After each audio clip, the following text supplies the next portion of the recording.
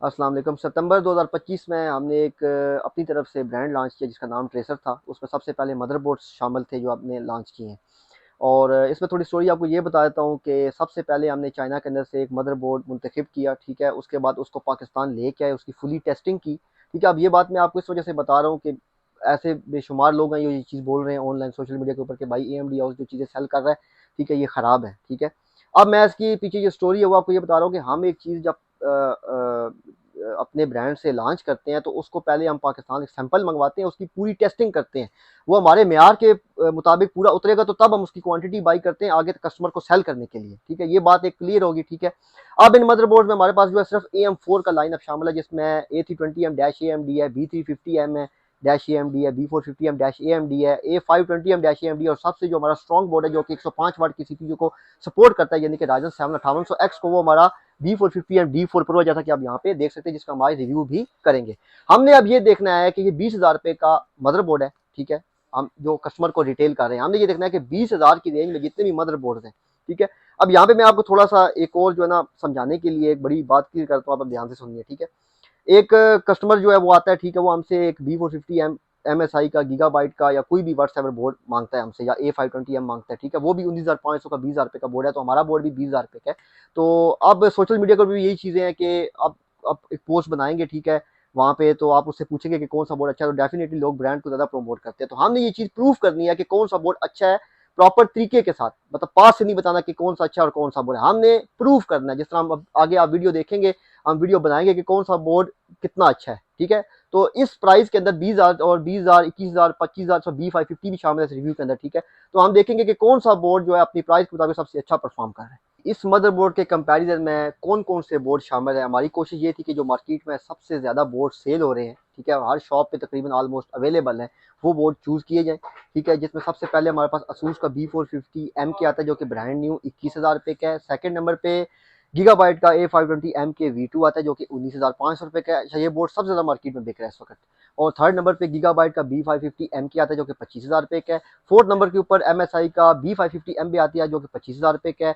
और fifth number के ऊपर आता है मैक्सन का B550M गेमिंग वाईफाई। ये मदरबोर्ड 30,000 रुपये का है, क्योंकि इसमें वाईफाई ब्लूटूथ भी मौजूद है और ARGB की ऑप्शन भी है, और साथ VRAM के ऊपर एक अच्छा हीट सिंक भी है। ये सबसे महंगा बोर्ड है B550M के अंदर जो कि मार्केट में अवेलेबल है।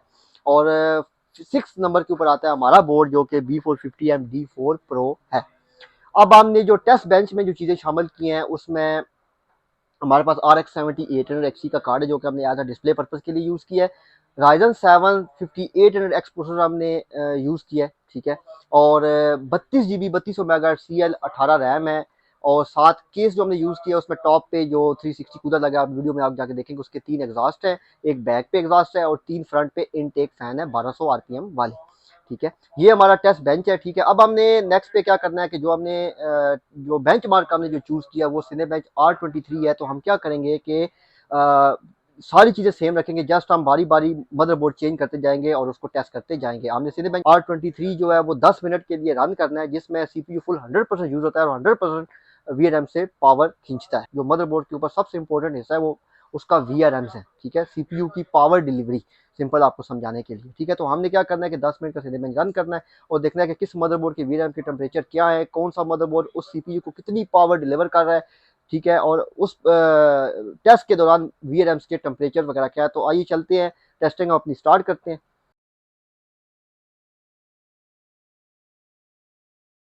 सबसे पहले ये है कि हम इंट्रोडक्शन दे देते हैं कि मदरबोर्ड वगैरह का, कि हम CPU कौन सा यूज़ कर रहे हैं, रैम्स वगैरह का। अच्छा, यहाँ पे आप देख सकते हैं system model tracer B450M D4 Pro आ गया हमारा, ठीक है। AMD Ryzen 7 5800X प्रोसेसर आ गया हमारे पास, ठीक है।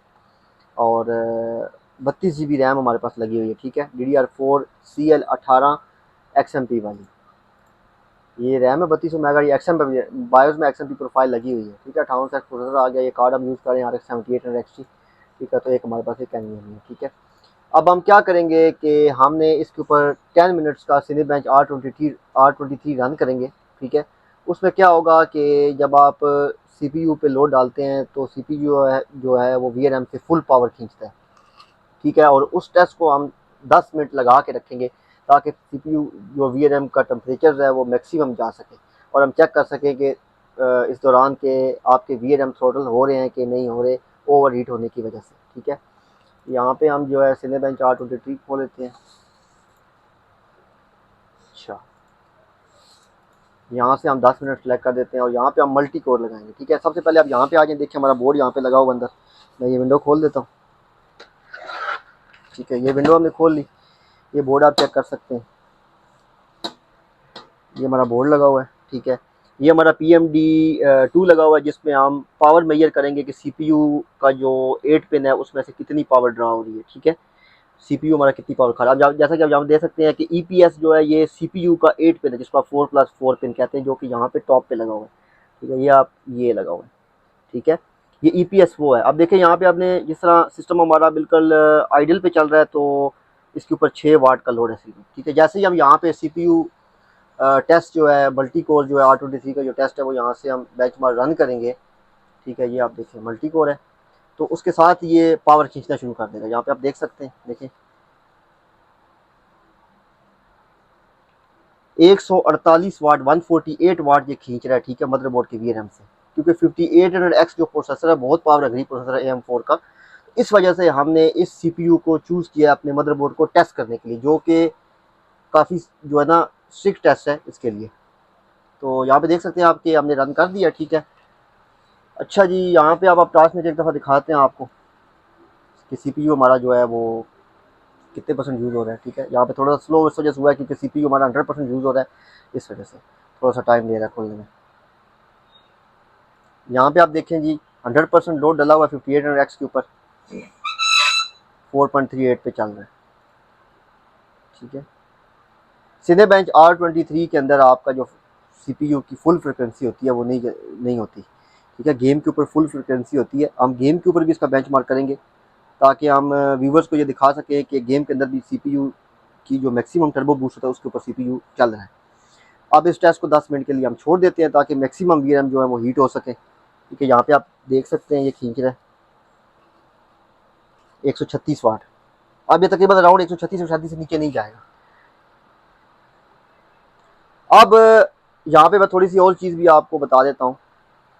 जब आपके VRAM थ्रोटल होते हैं या आपके जो VRAM है वो प्रोसेसर को पूरी पावर नहीं दे पाते, तो आपका जो एंड पे स्कोर आएगा ना, आप नेट पे जब सर्च करेंगे Ryzen 7 5800X Cinebench R23 score, तो वो हमारा उसके आसपास मैच होना चाहिए।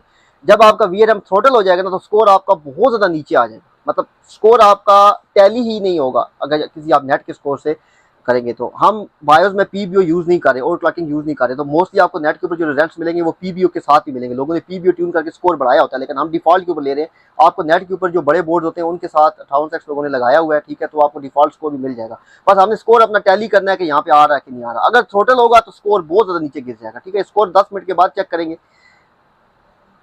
यहाँ पे आप टाइम देख लें। ठीक है, ये देखें टाइम चल रहा है।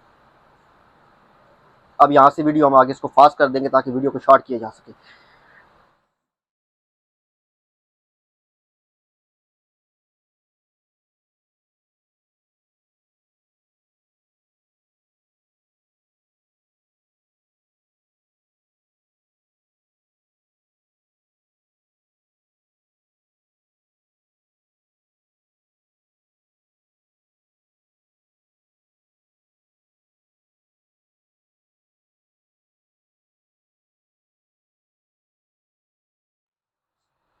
अच्छा, ये जो ढक्कन जो है ये हमने बंद कर दिया। ठीक है, ताकि मैक्सिमम जो है ना एक नॉर्मल जो यूज़र यूज़ करता है ना CPU को, उसके साइड जो कवर है वो भी बंद होता है और ग्लास भी बंद होता है। तो उस तरह हमने एक पोजीशन बना दी है सिस्टम की, ताकि सिस्टम पूरा क्लोज रहे, ताकि मैक्सिमम टेम्परेचर जो है ना VRAM का जा सके। तो हमने ग्लास वगैरह भी इसका बंद कर दिए।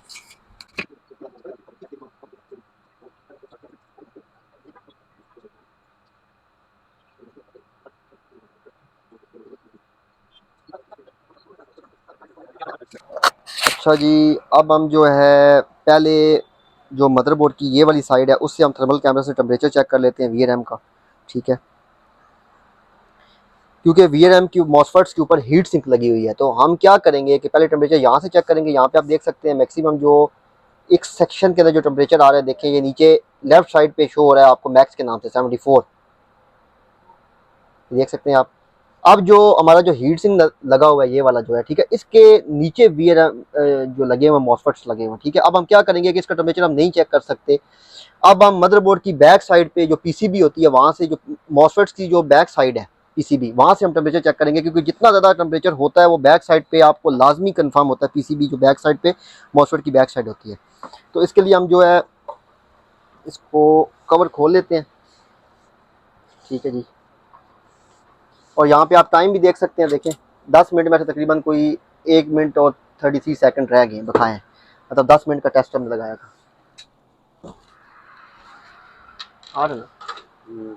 अच्छा जी, ये देखें, ये हमारे जो है वीरएम के इंडक्टर लगे हुए हैं, और जो ये वीरएम हीट सिंक जो हीट सिंक है उसके स्क्रूज हैं, और ये हमारा जो है यहाँ पे सारे मॉसफेट्स लगे हुए हैं, ठीक है, जिनके ऊपर इस वक्त लोड है, ठीक है।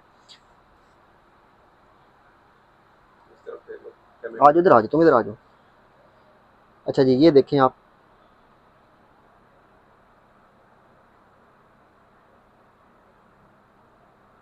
ठीक है, नीचे कॉर्नर पे आप देखें 78, पूरा मैं इसके अंदर कैमरे के अंदर जो है पूरा सेक्शन लेके आता हूँ, ठीक है, 77.9, ठीक है। और थोड़ा सा हम पास अगर लेके जाते हैं 80 तक जा रहे हैं, ठीक है। जो पीसीबी की बैक साइड है वो 80 तक मैक्सिमम है, ये देख सकते हैं यहाँ पे आप, ठीक है। ये ये ये 80,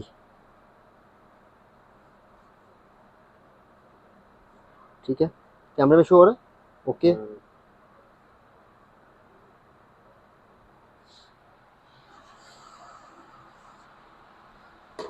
अच्छा जी, अभी जो है थोड़ा सा टाइम रह गया हमारा, हम स्कोर का इंतज़ार कर रहे हैं।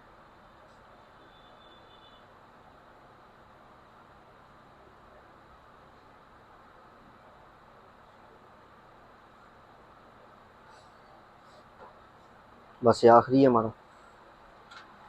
यहाँ पे आपको एक दफ़ा दोबारा पावर दिखा देते हैं कि कितनी पावर जो है वो सीपीयू हमारा ले रहा है वीआरएम से। यहाँ पे 128 वाट।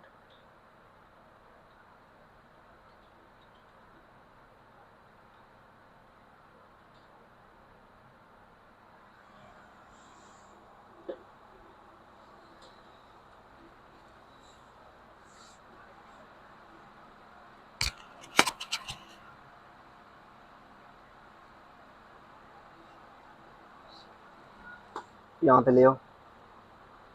अच्छा ये देखें, राइजन 7 58 8 कोर प्रोसेसर, इसका 14,730 स्कोर आया है।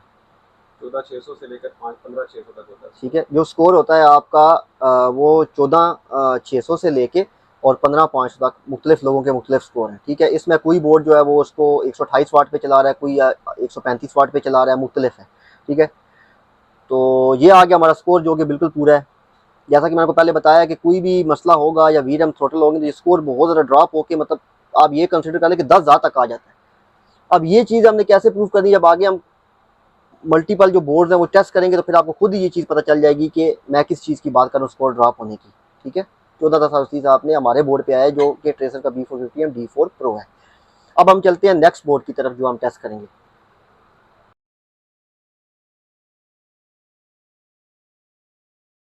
सेकंड बोर्ड आ गया जी हमारे पास, गीगाबाइट का सेम प्रोसेसर है, same 32 GB CL18 XMP RAM है, सेम कूलर है, सेम केस है, कूलिंग सब कुछ सेम है। बोर्ड हमने सिर्फ जस्ट चेंज किया है, A520M के V2 गीगाबाइट पे आ गया, ठीक है जी। यहाँ पे भी आपको दिखा देता हूँ एक दफ़ा, 5800X 7800XT 32 GB 32 MHz RAM, ठीक है, 256 GB की NVMe। और सबसे पहले आपको यहाँ पे जो है डिफ़ॉल्ट पे दिखा देते हैं बगैर लोड डाले कितनी ले रहा है, ये देख लें यहाँ पे 18-19 वाट, ठीक है।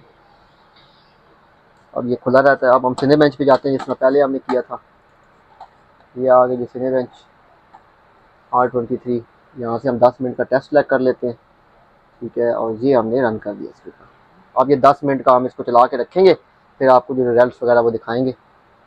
यहाँ पे आप देख लें इसने भी पावर खींचना शुरू कर दी इसी तरह। 152 वाट, ठीक है। ये 128, जिस तरह हमारा बोर्ड 128 वाट पे रुका हुआ था पक्का, तो ये भी ऐसा ऐसा नीचे आ जाएगा, ठीक है।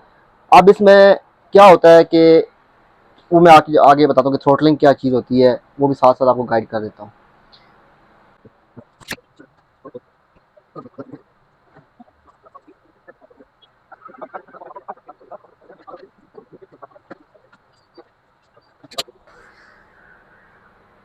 अच्छा जी, मैं यहाँ पे आए ज़रा,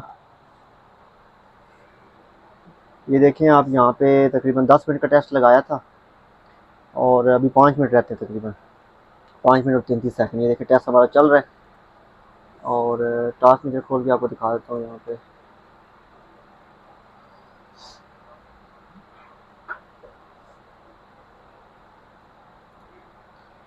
अच्छा ये देखें 58 लगा हुआ हमारा।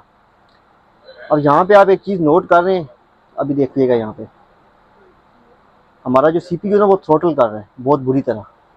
अब देखना यहाँ पे ये बिल्कुल उठा के एकदम से नीचे फेंकेगा इसको, ये देखा आपने 1.6 पे आ गया था, ठीक है। और थ्रोटलिंग की अब एक और निशानी क्या है, पहली तो हमने यहाँ से एक निशानी आपको बताई है, अब सेकंड निशानी आपको बता दो कि थ्रोटलिंग की निशानी क्या है। ये देखें यहाँ पे 129 वाट ले रहा है, जिसमें हमारा बोर्ड ये देखिए ये एकदम ईपीएस के ऊपर आप पावर देख रहे हैं, हमारा बोर्ड कॉन्स्टेंटली 128 वाट पे चला रहा था जो पिछले वाला बोर्ड था। ये देखें 129 से एकदम ये उठा के 33 वाट पे आ जाता है, इसको कहते हैं VRM throttling. VRM over heat होके जो है वो पूरे वाट नहीं दे पा रहे, थ्रोटल हो रहे हैं, इसको कहते हैं थ्रोटलिंग, सिंपल। ये देखें अभी, ये देखें ये 33 वाट एक तो नीचे। अब हम क्या करते हैं कि वीआरएम के ऊपर हीट सिंक नहीं है तो हम डायरेक्ट टेम्परेचर देख लेते हैं, हम बैक साइड से भी देखेंगे, पीसीबी की बैक साइड पे, जैसे हमने अपने बोर्ड के देखे थे। इस मदरबोर्ड के वीआरएम के ऊपर हीट सिंक नहीं है तो हम इसके टेम्परेचर देख लेते हैं, ये चेक कर सकते हैं हम। ओए होए होए होए, 100 लेफ्ट साइड पे आप नीचे कॉर्नर पे देखें मैक्स के नाम से 127 डिग्री पे वीआरएम चल रहे हैं इसके, 127 डिग्री पे, 126, ठीक है। और सीपीयू बुरी तरह थ्रोटल हो रहा है 5 मिनट के अंदर ही। ये देखिए नजर आ रहा है आपको 125, ये देखें यहाँ पे आप, ये देखिए एकदम ये 128 पे जाता है फिर नीचे गिरा ड्रॉप कर देता है उसको। और यहाँ पे आप टास्क में ये स्पाइक देख सकते हैं, ये देखिए ये नीचे गिर रहा है, ठीक है। अब इसकी वजह से क्या होगा कि जैसे सीपीयू आपका थ्रोटल होगा, हम टेस्ट पूरा चलने देंगे तो आपका स्कोर यहाँ पे काफी फर्क पड़ जाएगा आपके स्कोर में, ठीक है। स्कोर आपका नीचे आ जाएगा, मतलब आप 5800X जो है फुल परफॉर्मेंस पे नहीं चला सकते, जितनी 5800X की पावर आप उतनी पावर नहीं ले सकते क्योंकि वीआरएम थ्रोटल हो रहे हैं, इस वजह से सीपीयू फुल परफॉर्मेंस पे नहीं चल रहा। बड़ी सिंपल सी चीज़ है। अब हम इसको बंद कर देते हैं, पीसीबी की बैक साइड पे जाते हैं वीआरएम टेम्परेचर देखने के लिए, जैसे कि हमने अपने अपने बोर्ड के चेक किए थे।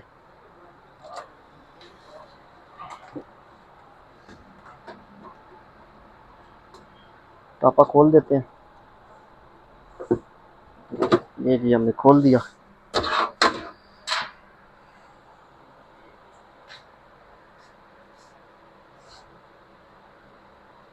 ये देख रहे हैं आप, जितना टेम्परेचर आपका वीआरएम का उस साइड पे उतना ही बैक साइड पे, पीसीबी बैक साइड पे, क्योंकि मॉसफेट्स जो लगे होते हैं उनकी हीट सारी पीछे निकलती है, जितना वो गर्म होगा उतना उसका असर पीछे होगा पीसी मदरबोर्ड की बैक साइड में पीसीबी पे। 125 डिग्री पे आप देख सकते हैं यहाँ पे 124 125 पे चल रहे हैं, ठीक है।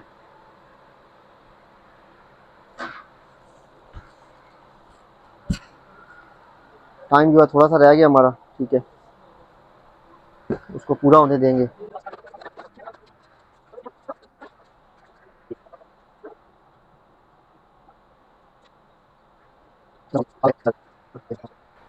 ये देख रहे हैं आप यहाँ पे अब ये स्कोर क्यों ड्रॉप हुआ है, वीआरएम थ्रोटलिंग की वजह से। बहुत सिंपल है, जो वीडियोस देखने वाले लोग उनको समझाना। वीआरएम थ्रोटलिंग की वजह से मदरबोर्ड की जो वीआरएम उसकी वजह से स्कोर हमारा यहाँ पे ड्रॉप हो चुका है, परफॉर्मेंस सीपीयू की ड्रॉप होगी, सिंपल। अब हम नेक्स्ट बोर्ड की तरफ चलते हैं, अगला बोर्ड जो हमने टेस्ट करना है 5800X के साथ, ठीक है। ये तो हमारा A520M के था, गीगाबाइट का।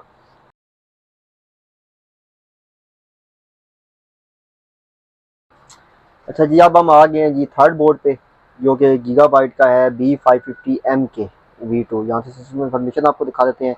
सेम प्रोसेसर Ryzen 7 5800X है, गीगाबाइट टेक्नोलॉजी B550M के, ठीक है।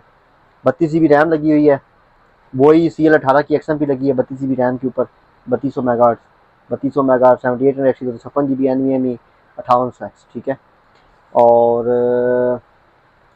अब आप यहाँ पे जो है देख लें आइडल के ऊपर सिस्टम जो है पावर कितनी ले रहा है, प्रोसेसर जो है हमारा, ठीक है, यहाँ दे सकते हैं 9 वाट 11 वाट, ठीक है।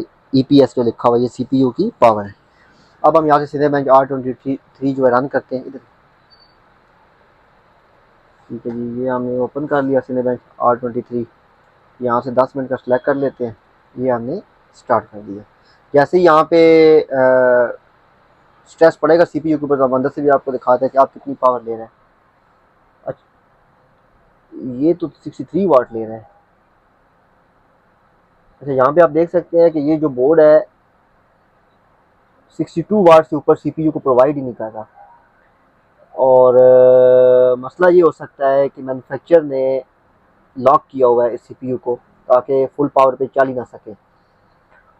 और मोस्ट प्रॉबेबली इसकी वजह ये हो सकती है कि लॉक क्यों किया है, क्योंकि VRAM जो है वो मे बी वीक होंगे, इस वजह से इन्होंने इसको लॉक कर दिया है ताकि 5800 को चला ही ना सके इसके ऊपर, VRAM वीक की वजह से।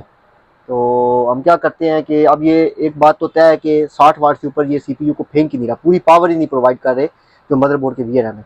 तो टाइम ज़ाया करने से बेहतर है कि हम एक दफ़ा स्कोर देख के भी देख लेते हैं। ये हम इस वजह ले रहे हैं कि व्यूवर्स को दिखाने के लिए, तो हम यहाँ से 10 मिनट ज़ाया होंगे, अभी हम सिंगल एक दफ़ा जो स्कोर ले लेते हैं मल्टी कोर के ऊपर।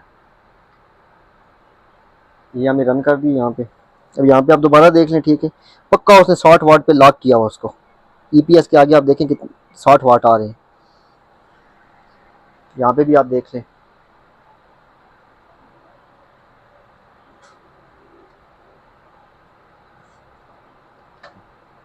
ये इन्होंने बड़ा अजीब सा काम किया हुआ है, समझ से बाहर है कि B550M के बोर्ड है और इसके ऊपर इन्होंने बिल्कुल ही लॉक करके रखा हुआ है। मतलब VRAM जो है वो इतने स्ट्रॉन्ग है ही नहीं है कि उसको पावर दे ही नहीं पा रहे।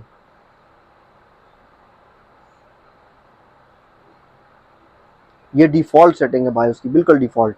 ये 5600X ठीक खिलाता है? नहीं चेक किया, मे बी इन्होंने 5800X के जो माइक्रो कोड है उसके ऊपर लॉक किया हुआ है। प्रोसेसर के हिसाब से इन्होंने जो पावर लिमिट किया हुआ है, माइक्रो कोड के ऊपर लॉक किया हुआ है। अच्छा, ये देख रहे हैं आप यहाँ पे, ठीक है। जो ट्रेसर का B450M D4 सबसे पहले हमने चेक किया था उसका कितना स्कोर था, और यहाँ पे देखें इसका कितना स्कोर है, कितना ज़्यादा स्कोर ड्रॉप हो गया।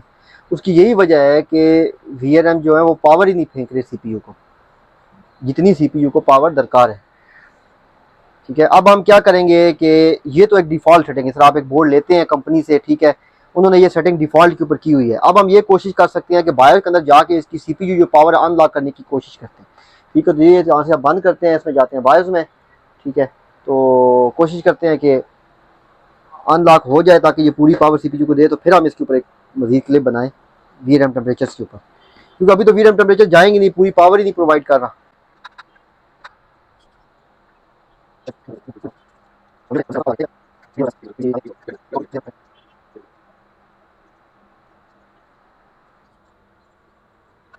आप चलाओ सिने बेंच, आ गया जी, हम डेस्कटॉप पे आ गए। अभी दोबारा सिने बेंच रन करते हैं, देखते हैं क्या करता है ये। रन करें, नहीं पावर लिमिट हुई है, पावर लिमिट नहीं अनलॉक हुई। 60 वाट पे स्टक है।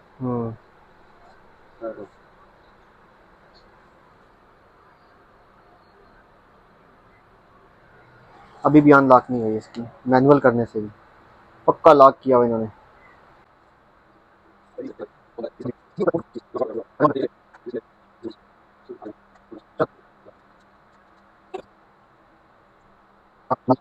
करो सिने बेंच, नहीं ये बोर्ड जो है ये लॉक है, इसमें फ़ायदा नहीं है टाइम ज़ाया करने का। मज़ीद अगले बोर्ड की तरफ चलते हैं। चलो जी, बंद करो, स्टॉप करो, खोलो इस बोर्ड को।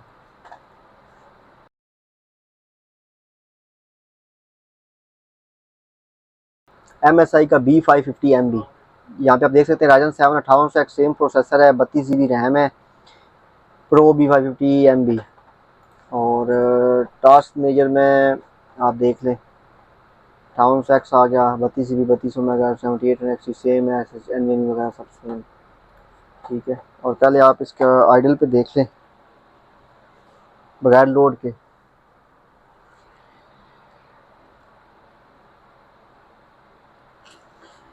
अब हम इस पे लोड अप्लाई करते हैं।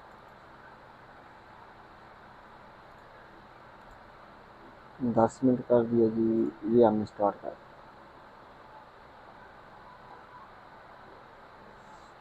ठीक है, जैसे ही लोड डाला आप यहाँ पे देखें पावर कंजप्शन जो है वो ऊपर चली गई। अगेन इसको 10 मिनट के लिए छोड़ देते हैं, साइड लास्ट भी बंद कर देते हैं और फिर देखते हैं क्या स्कोर है, क्या वीआरएम टेम्परेचर है, थ्रोटल करता है नहीं करता, ये टेस्ट करने के बाद ही बता सकते हैं।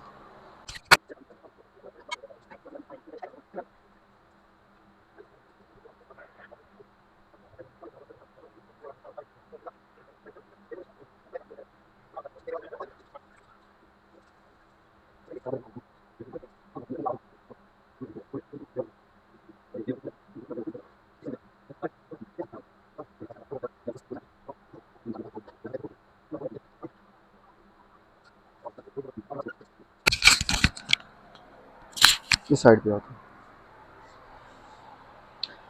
अच्छा जी, टाइम आप यहाँ पे देख लें, तकरीबन 10 मिनट पूरे होने वाले हैं, 1.5 मिनट तकरीबन रह गया। ठीक है, और यहाँ पे आप देख सकते हैं सीपीयू फुल पावर पे चल रहा है, ये चेक करें आप।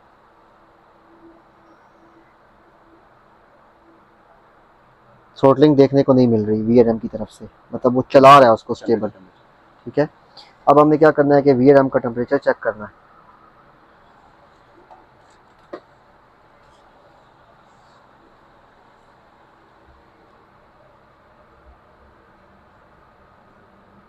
ठीक है, टेम्परेचर तकरीबन 92 डिग्री है, जो कि अच्छा टेम्परेचर है, नॉर्मल है वीआरएम के लिए, क्योंकि इस वक्त 150 वाट पे सीपीयू चल रहा है। अब हम पीसीबी मदरबोर्ड की बैक पीसीबी का टेम्परेचर चेक करते हैं, वीआरएम की पिछली साइड का। ठीक है, यहाँ पे आप देख लें 50 सेकंड रह गए स्कोर आने में, तब तक हम टेम्परेचर चेक कर लेते हैं।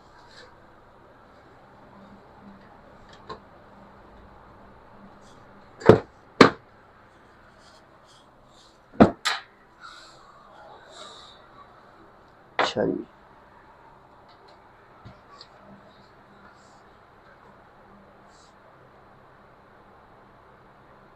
देख सकते हैं आप 94, 93,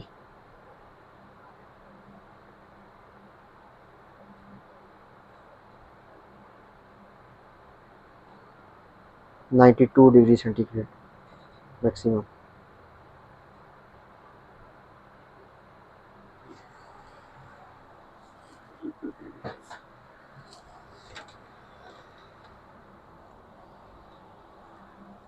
लास्ट सीन चल रहा है। ठीक है, 15,124 स्कोर है। अब यहाँ स्कोर से आप अंदाजा लगा सकते हैं कि हमारे बोर्ड का कितना था, गीगाबाइट का A520M के का कितना था, B550M के का कितना था और MSI B550M कितना। ये इस बोर्ड ने अच्छा परफॉर्म किया। ठीक है, स्कोर भी इसी वजह से पूरा आया, टोटल नहीं किया उसने, वीआरएम टेम्परेचर भी अच्छे हैं, तो ये सारी चीज़ें देखनी पड़ती हैं। अब हम चलते हैं जी फिफ्थ बोर्ड की तरफ।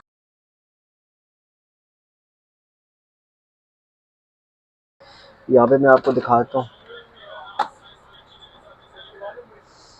राइजन 7 सेम CPU है, 32 GB रैम है, MSB550M गेमिंग वाईफाई, ये मैक्सन का है। ठीक है, और इसके बाद आपको ये 58X आ गया, सेम मेमोरी आ गई XMPCL 18, 32 GB 7800XG आ गया। ठीक है, इसमें वाईफाई आता है बोर्ड में, तो वाईफाई भी शो हो रहा है यहाँ पे। अच्छा, सबसे पहले हम आइडल पे पावर दिखा देते हैं कि बगैर सीपीयू पे लोड डाले क्या है। 2829 वाट ले रहा है। ठीक है, अब हम सिनेबेंच R23 पे जाते हैं, यहाँ से हम ऑन कर दिए जी, 10 मिनट का सिलेक्ट कर लेते हैं, मल्टी कोर लगाते हैं। ठीक है, ये आ गया जी, यहाँ पे आप दिखाएं 180 183 वाट फेंक रहा है ये प्रोसेसर को। ठीक है, इसको बंद कर देते हैं अभी।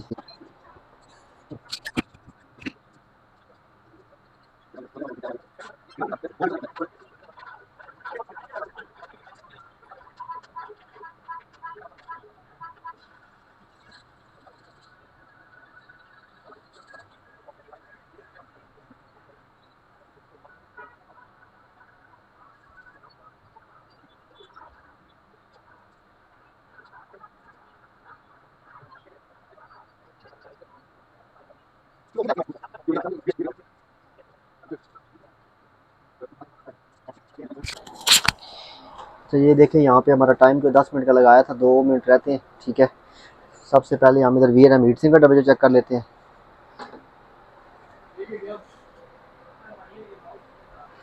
क्योंकि अब VRM जो मॉसफेट्स हैं उनके ऊपर हीट सिंक लगा हुआ है। ठीक है, तो हम सिर्फ जो है हीट सिंक का टेम्परेचर चेक कर सकते हैं। 70 पे हमारा हीट सिंक है। ठीक है, अब हम एग्जैक्ट टेम्परेचर चेक करने के लिए मदरबोर्ड की बैक साइड पे PCB पे जाएंगे, जिस तरह हमने सबके चेक किए हैं।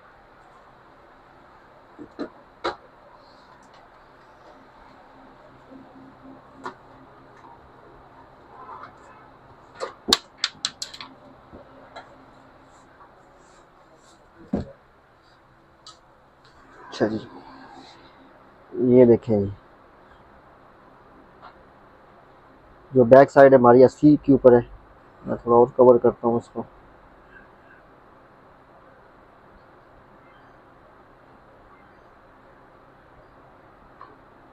सेवेंटी 79.80 ठीक है।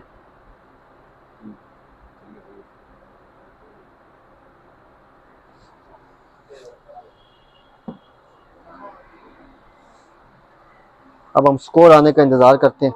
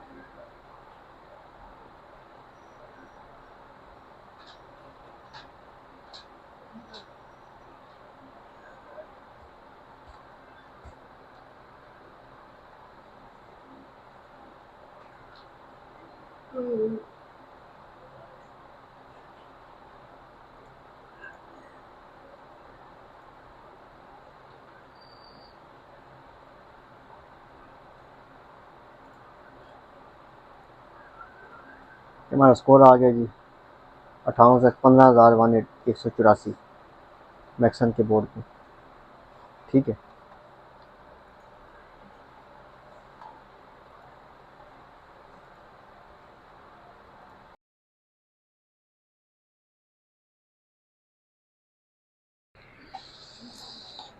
अच्छा जी, अब हमारे पास आ गया है असूस का B450M के। यहाँ पे आप देख सकते हैं प्राइम B450M के 32 GB रैम है। और सेम चीज़ें देख रहे हैं, 58 प्रोसेसर है, मेमोरी है XMP वाली 32 GB CL18 78 और ये। ठीक है, और अभी आप डिफ़ॉल्ट पे देख लें आइडल पे जो है, सॉरी आइडल पे कितना चल रहा है, 6 वाट 7 वाट इसमें चल रहा है। तो यहाँ पे इसको सिलेबन चलाते हैं, 10 मिनट का टेस्ट हम लगाएंगे इसी पर।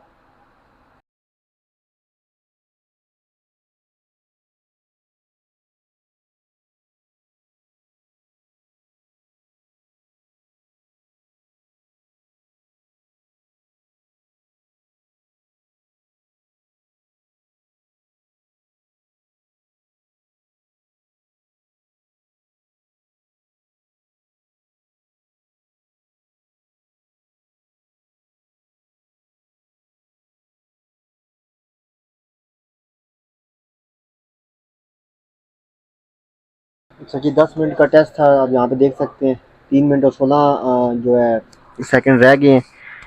क्योंकि आप सबसे पहले जो है हम CPU हमारा ये है कि थ्रोटल नहीं होना इस बोर्ड के ऊपर भी ना हम, लेकिन उसके साथ साथ वीर हम टेम्परेचर भी चेक करने होते हैं, वो भी हम चेक कर लेते हैं अभी।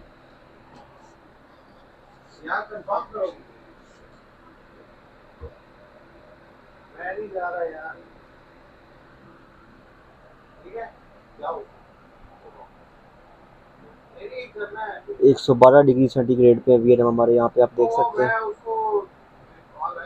बिल्कुल बॉर्डर लाइन के ऊपर है। थ्रोटल हमारा सीपीयू नहीं हो रहा, अच्छा चल रहा है। पावर भी पूरी जो है वीआरएम जो पूरी पावर सीपीयू को दे रहे हैं, लेकिन वीआरएम टेम्परेचर जो है वो बहुत ज़्यादा है। इस तरह हम पीसीबी की बैक साइड से भी चेक करेंगे आप, ठीक है।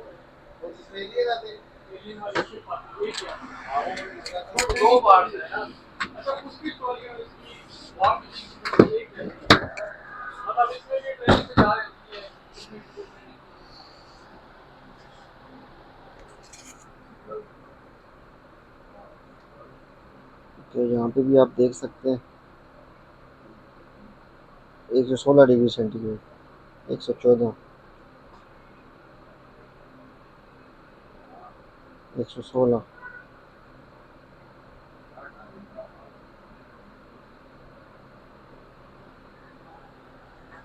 अब हम स्कोर आने का वेट करते हैं।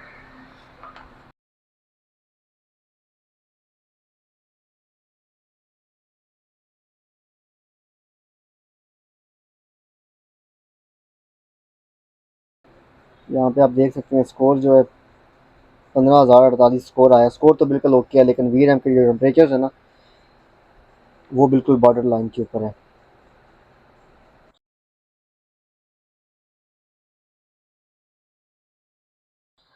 अच्छा, तो ये थी एक छोटी सी टेस्टिंग वीडियो जो कि आपने बजाते खुद देखी, जिसको रिव्यू कहते हैं, ठीक है। अब जो पहला क्वेश्चन बनता है कि हमने राइजन 750 800X ही क्यों चूज़ किया मदरबोर्ड को टेस्ट करने के लिए, तो मैं आपको बहुत ही सिंपल समझाता हूँ, ठीक है। जैसा कि बहुत सारे लोग हैं हमारे पास आते हैं, ठीक है, वो उनके पास पुराने बोर्ड के ऊपर राइजन 5 3600 लगा होता है, तो A320M7 बोर्ड होता है। मैं आपको, अब ये बात आपने समझ नहीं है जो मैं आपको समझाने के लिए जा रहा हूँ।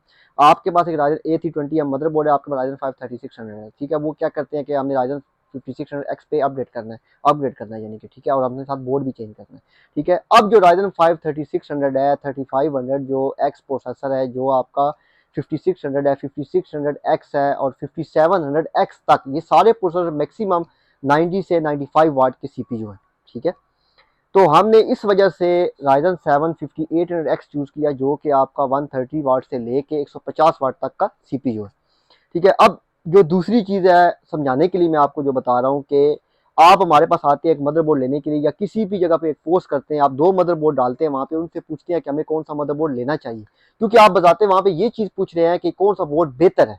अब आपने ये चीज़ समझनी है थोड़ी सी, आप वहाँ पे डालते हैं गीगाबाइट का A520M के या ASUS का B450M के, जैसा कि हमने रिव्यू में आपने देखा होगा, हमने चेक किया, और साथ एक डालते हैं हमारा बोर्ड जो कि ट्रेसर का B450M D4 Pro है, ठीक है, जिसने 5800X के ऊपर भी पूरा स्कोर हमें ला के दिया और प्रॉपर सपोर्ट कर रहा है, 130 वाट दे रहा है, ठीक है।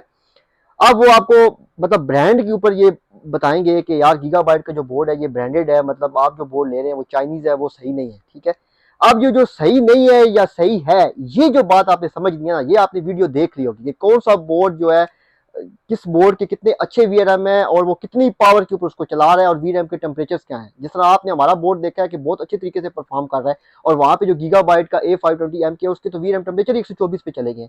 और इसके साथ साथ जो हमारे लिए हैरान कुछ बात ये थी कि जो गीगाबाइट का B550 है, जो कि लोग फ्यूचर अपग्रेड के लिए ले रहे हैं, फ्यूचर अपग्रेड तो उस बोर्ड के अंदर है ही नहीं है। आपने वीडियो के अंदर देखा होगा कि हमने उस बोर्ड को, सब बोर्डों को डिफॉल्ट के ऊपर चेक किया, जैसा कि एक यूजर एक सिस्टम अपने बिल्ड करता है तो डिफॉल्ट के बगैर बायोस में कुछ चेंजेस किए बगैर उसको चलाता है, तो वो बोर्ड तो 5800 को 60 वाट से ऊपर चला ही नहीं पा रहा।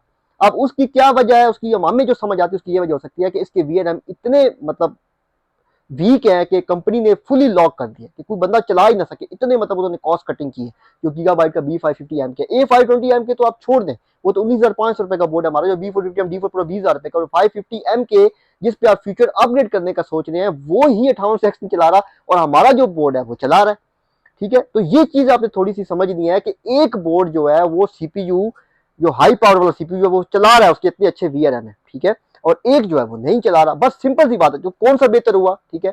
तो इस तरह की जब आप पोस्ट वगैरह करते हैं, जिससे भी क्वेश्चन वगैरह करते हैं, तो आपने प्रॉपर उससे पूछना है कि यार आपके पास कोई रिव्यू है। अब ज्यादातर जो 99% लोग जब आप पोस्ट करते हैं तो वो आपको पास से बताते हैं, मतलब उसको पता है कि गीगाबाइट एक ब्रांड है, ठीक है, वो बोलेगा ये ठीक है, ये दूसरे वाला फारग है, लेकिन आप उससे ये क्वेश्चन नहीं करते कि यार फारग किस तरह, आप मुझे बताएं। जिस तरह आपने वीडियो में देखा, आपने तो पूरा प्रूफ कर दी, ठीक है। तो ये एक छोटी सी कंफ्यूजन वीडियो थी, ये जो आपने मैंने आपको एग्जांपल दी है, ये इसको बड़ा क्लियर समझाने के लिए था। ठीक है, तो MSI का जो बोर्ड है वो भी गीगाबाइट की तरह का ही बोर्ड है, लेकिन उसने 5800X को सपोर्ट किया। अब कुछ लोग यहाँ भी बोलेंगे कि आपने 5800X को B550M के ऊपर क्यों लगाया, तो मेरे भाई B550M के और जो MSI का B550MB बोर्ड है, दोनों के सेम VRM है, लेकिन MSI वाला तो चला रहा है, परफॉर्म कर रहा है, मैक्सन वाला भी चला रहा है, उसका भी 4+2 फेज है जो मैक्सन का B550M गेमिंग वाईफाई है। ठीक है, और हमारा जो D4 B450 20,000 वाला बोर्ड है वो भी चला रहा है, लेकिन गीगाबाइट का A520M की है, ठीक है, वो फुल पावर तो दे रहा है, लेकिन VRM टेम्परेचर इतना ऊपर चला गया है कि कोई फायदा ही नहीं है उसको चलाने का।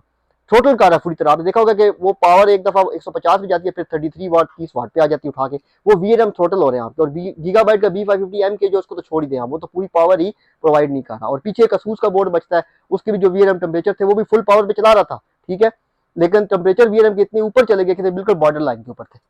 तो ये चीज समझाने के लिए मैंने आपको एक मिसाल दी है जो कि बड़ी क्लियर थी।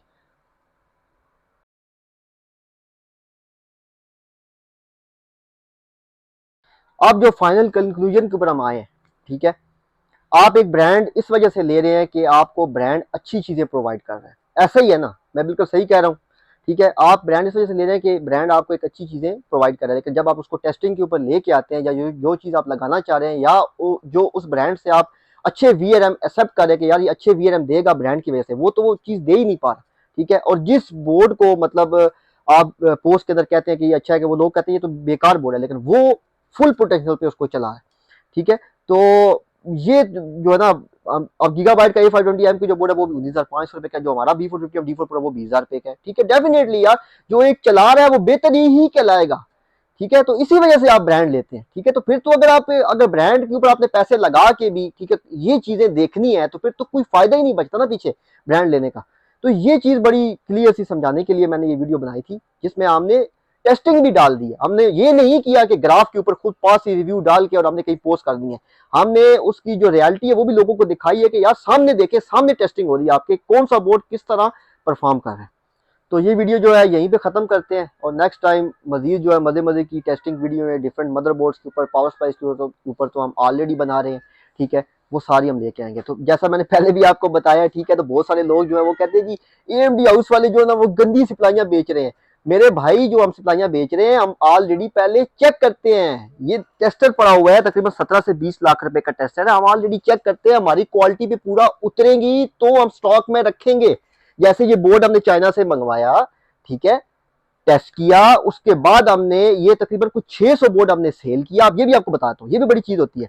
हमने पहले वहां से देखा बोर्ड, फिर हमने इसको पाकिस्तान मंगवाया बाई एयर, फिर हमने उसकी टेस्टिंग की, VRM टेम्परेचर देखे, फेजेस देखे, कौन सा 1000 लगा के हमने देखा कि ये प्रोसेसर को कितनी पावर डिलीवर कर सकता है।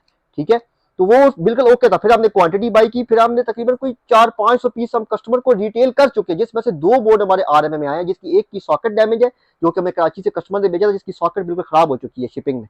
ठीक है, और एक बोर्ड में एक मसला आया, ठीक है, वो हमने कस्टमर को क्लेम करके दे दिया, लेकिन डैमेज वाला जो था वो डेफिनेटली डैमेज क्लेम नहीं होता, तो वो हमने क्लेम नहीं किया। तो इतनी ज्यादा क्वांटिटी सेल करने के बाद अगर 2 बोर्ड आपका वारंटी में आ जाए तो हमारे लिए बहुत नॉर्मल चीज है।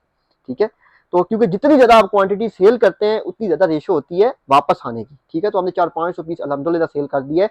तो लॉन्ग टर्म जो 7-8 महीने गुजर चुके हैं उसमें भी हमारे पास इसका रिजल्ट बहुत अच्छा रहा है। ठीक है, तो बस ये चीज समझानी थी कि जो चीज हम सेल कर रहे हैं हम ऑलरेडी उसकी टेस्टिंग करते हैं। तो अब तक इतना ही बस, ठीक है, और नेक्स्ट टाइम इंशाल्लाह मिलते हैं। अल्लाह हाफिज़।